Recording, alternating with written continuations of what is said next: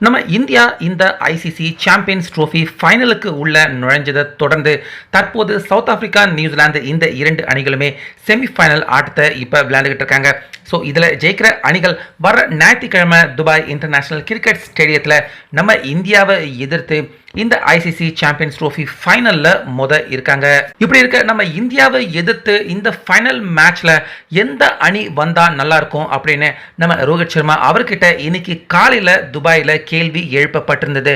அப்ப ரோஹித் சர்மா அவர் கொடுத்திருக்க பதில், அதாவது எந்த அணி வந்தா நல்லா இருக்கும் அப்படின்னு நம்ம ரோஹித் சர்மா அவரே பிரியப்பட்டு இந்த அணி ஃபைனல்ஸ்க்கு உள்ள வந்தா நம்ம இந்தியா ஜெயிக்கிறதுக்கான வாய்ப்பு சற்றே அதிகமாக இருக்கும் அப்படின்னு நம்ம ரோஹித் சர்மா அவரே சொல்லியிருக்காரு. ஸோ அந்த டீம் யாரு அப்படின்னு நீங்க தெரிஞ்சுக்கிறதுக்கு முன்னாடி இந்த வீடியோவுக்கு ஒரே ஒரு லைக் மட்டும் கொடுத்துருங்க. அந்த வகையில் நேற்று ஆஸ்திரேலியா அணியை வீழ்த்தினதை தொடர்ந்து ரோஹித் சர்மா இதுவரைக்கும் உலகம் பார்க்காத ஒரு சிறந்த கேப்டனாக மாறியிருக்காரு. அதாவது இதுவரைக்கும் எந்த ஒரு கேப்டனும் ஓடிஐ ஃபார்மேட்ல ஃபைனல், அதுக்கப்புறமா சாம்பியன்ஸ் ஃபார்மேட்ல final, T20 world cup final, WTC world cup final, இந்த 4 ஃபார்மேட்லையுமே எந்த ஒரு கேப்டனும் அவங்க அணியை ஃபைனல்ஸ்க்கு உள்ள கொண்டு போனதே கிடையாது. முதலாவது கேப்டனாக தற்போது ரோஹித் சர்மா நேற்றைய ஆட்டத்தில் ஆஸ்திரேலியா அணியை வீழ்த்தினது மூலியமா இந்த ரெக்கார்டை அவர் நிகழ்த்தியிருக்காரு.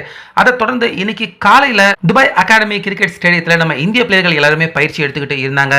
அப்ப ரோஹித் சர்மா பத்திரிகையாளர்கள் சந்திப்புக்கு அவர் வந்திருந்தாரு. இன்னைக்கு பாகிஸ்தான்ல சவுத் ஆப்பிரிக்கா நியூசிலாந்து இரண்டு அணிகளுமே நேருக்கு நேர் இந்த champions trophy semi ஃபைனல்ல மோதுறாங்க.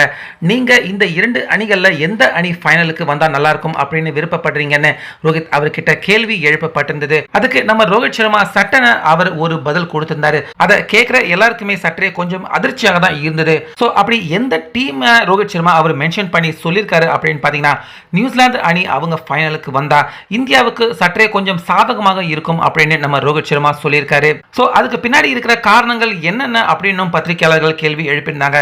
First, south Africa இல்ல நியூசிலாந்து எந்த அணிகள் வந்தாலும் நாங்க கண்டிப்பா ஜெயிக்கணும் அப்படிங்கிற முனைப்போட தான் விளையாடுவோம். இதுல எந்த அணி வந்தாலும் எங்களுக்கு பிரச்சனை இல்லை. அது நியூசிலாந்து அணியாக இருந்தாலும் சரி, சவுத் ஆப்பிரிக்கா அணியாக இருந்தாலும் சரி. ஆனா எங்க அணி தற்போது இருக்கிற நிலைமைக்கு சவுத் ஆப்பிரிக்கா அணி அவங்கள விட நியூசிலாந்து வந்தா சற்றே இந்தியாவுக்கு சாதகமான சில விஷயங்கள் அமையும் அப்படின்னு ரோஹித் சர்மா சொல்லியிருக்காரு. இதுல முக்கியமா சவுத் ஆப்பிரிக்கா அணி ஒருவேளை ஃபைனல்ஸ்க்கு உள்ள வந்தாங்கன்னா அவங்க கிட்ட போதிய அளவுக்கு சற்றே நியூசிலாந்து அணி அவங்கள விட ஸ்பின்னர்கள் கூடுதலாக இருக்காங்க.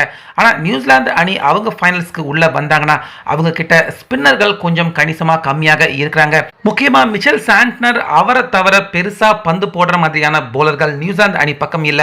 சோ அப்படிப்பட்ட ஒரு அணி இங்க துபாயில அதிகபட்சம் ஸ்பின்னர்கள் தான் ஆதிக்கம் செலுத்தக்கூடிய ஒரு மைதானமாக இந்த மைதானம் இந்த தொடர் முழுக்க இருக்கு.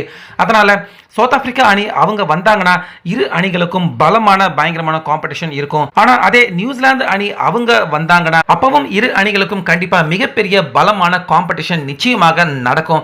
ஏன்னா நியூசிலாந்து அணி கிட்ட நல்ல பேட்டிங் லைன் இருக்கு. அதனால கண்டிப்பா ஆட்டம் யாரு வேணாலும் ஜெயிக்கலாம் அப்படின்னு பரபரப்பாக தான் நிச்சயமாக நடக்கும். ஆனாலுமே சவுத் ஆப்பிரிக்கா அணியை கம்பேர் பண்றப்ப நியூசிலாந்து அணி அவங்க வந்தாங்கன்னா ஒரு சில விஷயங்கள் இந்திய அணிக்கு சாதகமான விஷயமாக அமையும். அது இந்திய அணியின் வெற்றி வாய்ப்பை கூடுதலாக்கும் அப்படிங்கிற மாதிரி நம்ம ரோஹித் சர்மா இன்னைக்கு நடக்க போற செமி ஃபைனல்ஸ்ல சவுத் ஆப்பிரிக்கா ஜெயிக்கணுமா இல்ல நியூசிலாந்து அணி ஜெயிக்கணுமா, யார் ஃபைனலுக்கு வரணும் அப்படின்னு நம்ம ரோஹித் சர்மா அவர்கிட்ட கேள்வி எழுப்பியிருந்ததுக்கு, சவுத் ஆப்பிரிக்கா அவங்கள விட நியூசிலாந்து வந்தாங்கன்னா அவங்க கிட்ட ஸ்பின்னர்கள் கம்மியா இருக்காங்க, அது நம்ம இந்தியாவுக்கு அவங்க எதிர்த்து போட்டியிட நல்லா இருக்கும் அப்படின்னு நம்ம ரோஹித் சர்மா சொல்லியிருக்காரு. சோ நீங்க எந்த அணி நம்ம இந்தியாவுக்கு எதிராக இந்த ஐசிசி சாம்பியன்ஸ் ட்ரோஃபி ஃபைனல்ஸ்க்கு உள்ள வரணும்னு நினைக்கிறீங்க? அந்த டீமுடைய பேரை கண்டிப்பா நம்மளுடைய கமெண்ட்ல பதிவு பண்ணுங்க.